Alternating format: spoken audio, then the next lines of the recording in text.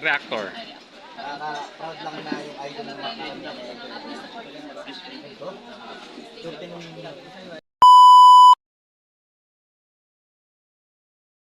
Hi guys! Welcome back to my channel, Trending Pia po. Ayan, bago natin i-start ang ating reaction video, pasalamatan mo natin si Lord. Thank you po. At syempre guys, pasalamatan natin ang may-ari ng video. Ayan, si Kuya Starax TV.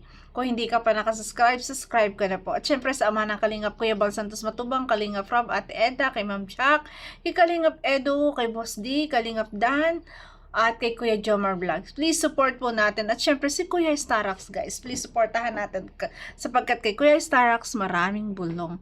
Grabe. Ang ganda po ng interview dito. Grabe, talagang kikiligin kayo. Grabe. Ito ba yung yung sumasagot sa tanong na talaga kita mo yung saya sa puso eh. Halata lagi na in love ang ating Kalingap Edo. Panoorin natin guys. Tingnan natin siya isang mensahe mula sa kanya kung ano yung masasabi niya kay Beyonce na ngayon ay graduate na. Ayan. Message ko sa kanya ay una kasi medyo na-disappoint siya sa kasi yung pagiging pag-aaral niya kasi wala siyang honors. Masabi ko lang muna doon ay Ayan, correction guys, kasi sinurprise po talaga. Na-surprise po ang honors or ang award po ni Bibi Beyonce na ayaw niyang ipagyabang or sabihin pa, 'di ba? Yung kanyang honors kasi oo, maraming matutuwa pero alam natin na talagang ibabash pa rin siya. At yun nga, kahit nga yung mga isasabit sa kanya, yung mga pera, yung mga bouquet, gusto niya sa bahay na lang. O diba, ganun siya ka-humble, ganun siya talagang ayaw niya na, or baka, diba, may maiinggit, ayan. Kaya, mas gugustuhin pa niya na, sa bahay na lang lahat, huwag na sa school, at pati yung honors niya talagang na-surprise tayo, diba? Top notcher po siya. Ay, grabe. okay lang yan kahit hindi ka magka-honor at kasi hindi naman lahat nag-rate na pag-aano yan. Saka yung ganong klaseng gawin mo motivation para sa susunod mas pagbutihin.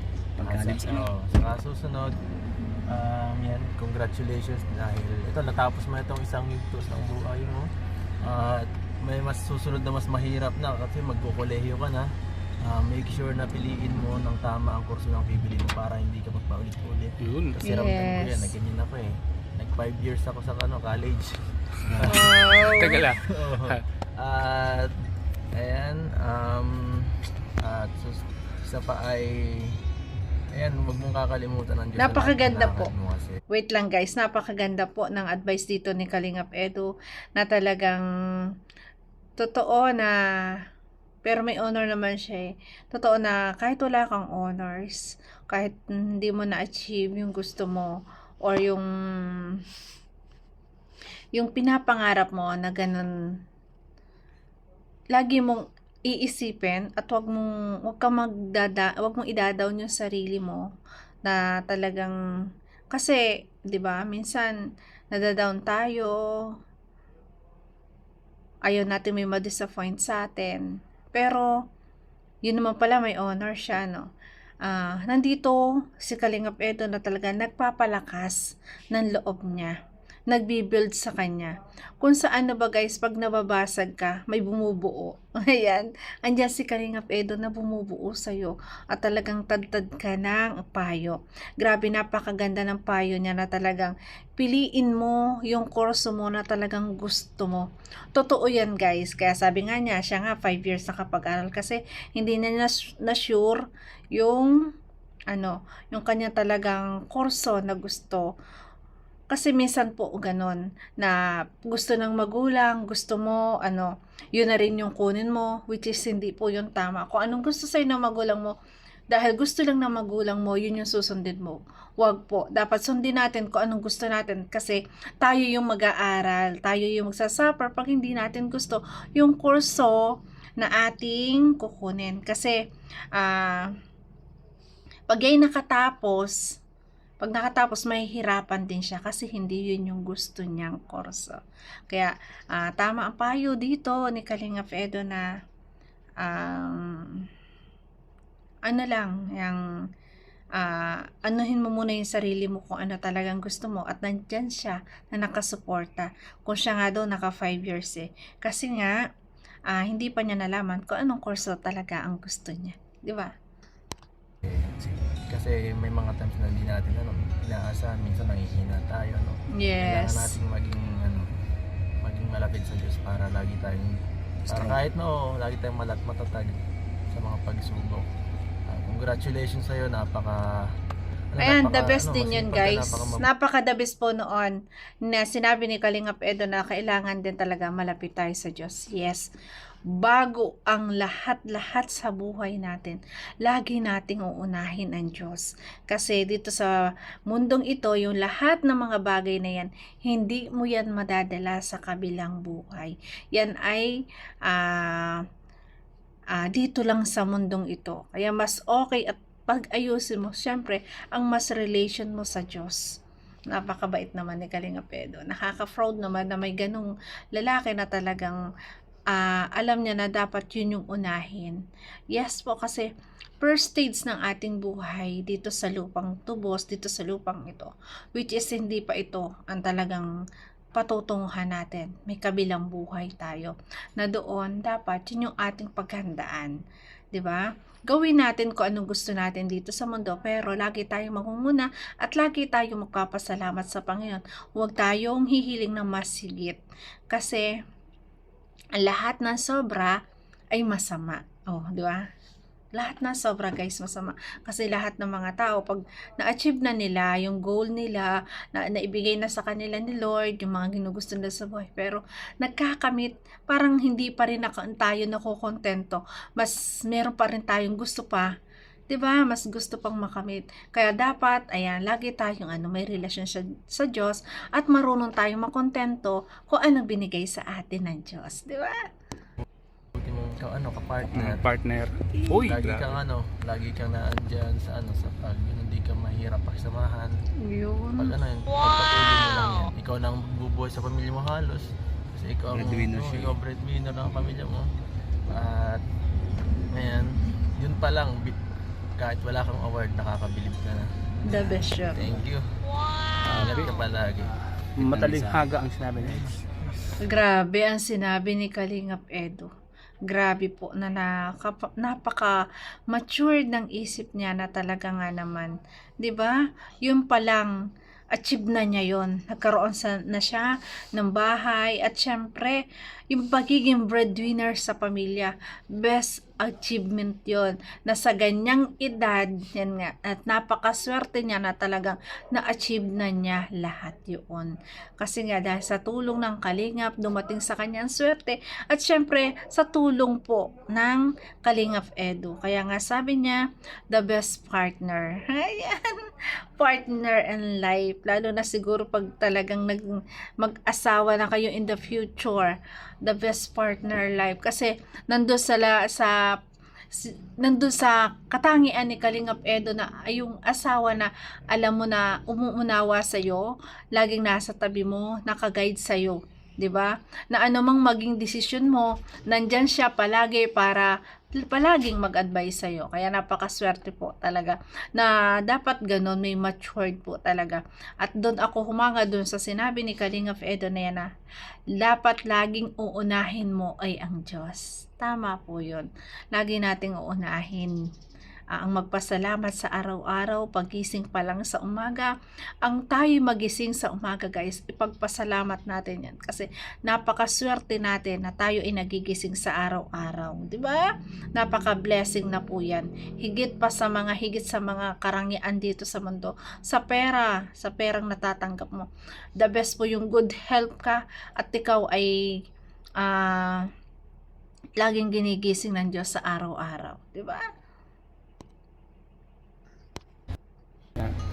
Grabe yung sinabi niya. Talagang tatatak sa... Mamaya meron ako sa yung gift. Eh? Ay, joke lang, hindi pala gift, ano lang yun, pang, hindi yun ano eh, hindi yun pera. Ano kaya yun guys? Yun. Hindi pala gift yun, parang ano lang, parang ano lang sa, kailangan lang sa graduation ibigay. Pambira. Ay, grabe. Kaso lang mapapanood nila to, alam na nila. Ano na nila? Mami, nga. Huwag mo muna upload. So yan, abangan po natin yan guys. At kahit pa paano guys, mapanood naman tong vlog namin kay Eds. At least, dito nyo, Kaya ako'y hangang-hanga dito kay Kalingap Edu. Siguro maraming nagsasabi baka hindi si Kalingap Edu ang sa mundo, sa bahay, para dalhin dyan sa school. Nandyan lang siya na nag-iintay kasi syempre ginagalang niya ama ng Kalingap at syempre si Kalingap Rap kasi sila yung susundo. Kaya grabe. Nakikita ko rin po, alam nyo, sa nakikita ko kay Kalingap Edu, hindi rin talaga, although talaga kailangan din niya ng pera para tumulong, pero hindi niya yon hindi niya kailangan na yung mas higit nakita. Kontento siya sa kinikita niya ngayon. Kontento siya sa mga views lang sa vlog niya. 'Di ba? Kasi kung talagang napaka-humble. Kasi kung talagang gusto mong kumita, gusto mo ng maraming pera, pwede mo namang i-vlog si Biancy, pwede mo isama palagi. Pero nandun yung paggalang niya sa Kalingap. 'Di ba? Na kahit kumita siya ng malaki, 'di ba? Kahit talagang dumami yung subscriber niya, dumami yung views niya, pero mas pinipili niyang hindi i-vlog or hindi isama. Pero may bulong tayo na inamin ni Kalingap Edu, ayan, na-upload ko din dito, isasama ko na lang dito sa pahuli, na inamin niya na doon sa isang vlog niya, kasama niya doon si Bibi Biancy, taga video niya, pero hindi niya pinakita sa camera kasi ayaw niya magamit ang kanyang wifey. 'Di ba? Ayaw niyang manggamit ng tao para kumita. Kontento siya sa kanyang mga vlog. 'Di ba? Doon pa lang talagang sobrang hahanga na po tayo kay Kalingap Edu. 'Di ba? Grabe. unang marinig at maramdaman yung tunay na nasa loob ng Eds. Yes. Yun guys, simple. Oh, girl. Kasi sobrang busy rin kasi siya Beyonce. Di ba? May mga event and siguro hindi rin masyado nakapag-review. Nakapokus. Pero susunod nga and kolehiyo na. Mas mahirap and mas pagsumikapan niya. Yes. Yan. Nandito lang naman tayo lahat. Kaya naman kahit na wala kang ma-receive na ganun, basta yung pag-aaral mo ay nasa puso mo. At saka si Papa Ido nasa puso. Award na yun. At saka ang isa sa mga Wait lang guys, ang isa sa talaga, swerteng award syempre si Kalingap Edu. Di ba? Wala na yung award na yan. Basta, ayan, ang kanyang hobby. Ayan yung award niya sa kanyang buhay. Kasi, simula nang dumating sa kanya ang kanyang hobby, nabago lahat din, di ba? Nabago lahat sa buhay niya, di ba? Dahil sa EDSI, dahil sa kanilang pagiging partners sa kanilang tambalan, di ba? At higit sa lahat, mas maraming napasaya, mas maraming nagmahal sa kanila. O, di ba? Grabe. wala man natanggap si Beyonce regalo, pero may ibinigay sa kanyang napakalaking regalo. Sobra. Si God. Sobra. Alam mo na yun. Yes. Oo. Yes. Walang iba Kalingap kundi Edu. Yes, yung mga material na bagay, bonus na dami. Bonus na yun. Yes. Napaka-importante yung taong ibibigay Tama sa'yo. yun. Kasi alam mo kung Yes. alam mo kung bakit nandito tayo lahat ng mga viewers, lahat ng mga sponsors. Dahil yan siyempre, bigay ni Lord yung isa sa mga napakalaking gift. Si Eds yun. Kaya nakilala lahat natin lahat. Di ba? Oo, tama. Walang Kalingap Rap. Si Kalingap Ido, napakalaking part na. Yes. Yes. Ng pamilya nila. Yes. Siyempre si Kuya Bal. Oo, tama. Si Kuya Bal. At may additional pa ako dyan. Yan, sobrang dami nagmamahal sa'yo. Minsan kasi malagi siyang parang malungkot minsan pag at doon lang siya minsan sa social media naglalabas ng loob, sama ng loob. Ay, oo. Huwag kang masyado tumingin sa mga ibang bagay na wala ka. At ito, bukod siguro ibaling mo sa yung mga focus mo sa mga bagay na meron ka at kahit maliliit na bagay lang na Yes. mga importante at sa sa mga taong nagmamahal sa'yo. Yes, diba? Na gusto kang manalo sa buhay. Yes! Grabe! Dun lang mag-focus ka para mag-success ka sa buhay mo. Iilan lang sila Wow! Buhay O, niya. di ba?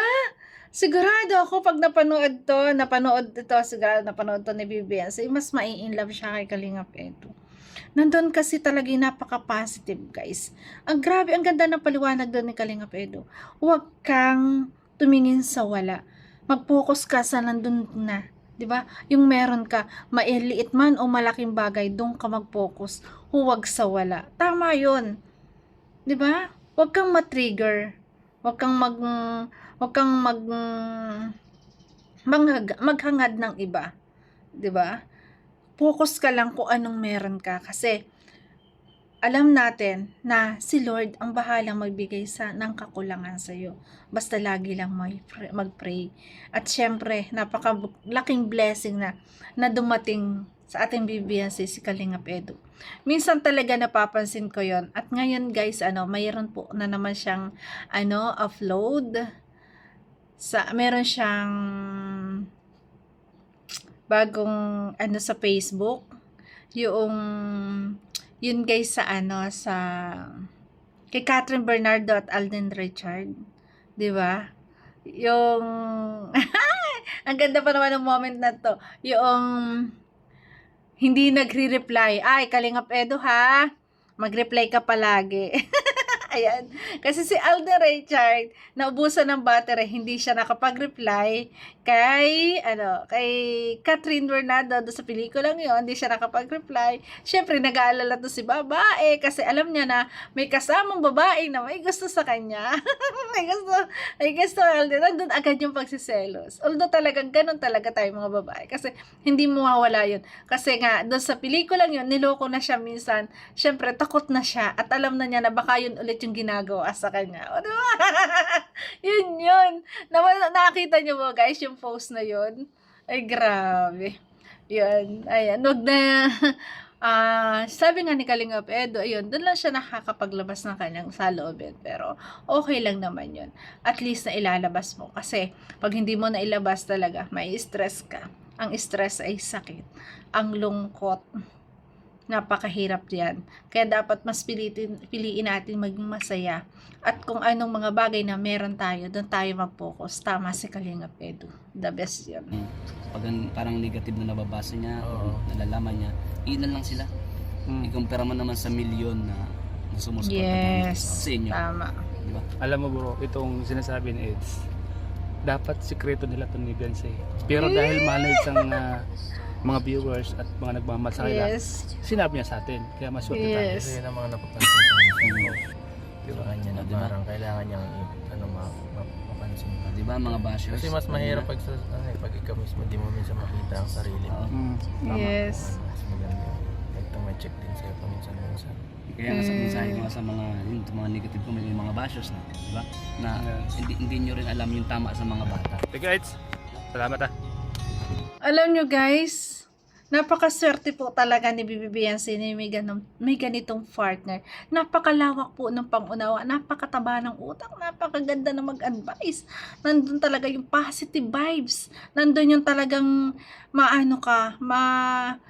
malilinawan ka kung sakaling may mga times na hindi ka maintindihan, na mayroong gantong tao na mag-a-advise sa'yo, di ba? At yung pa yung taong mahal mo, kaya lalong mahuhulog yung loob mo sa boyfriend.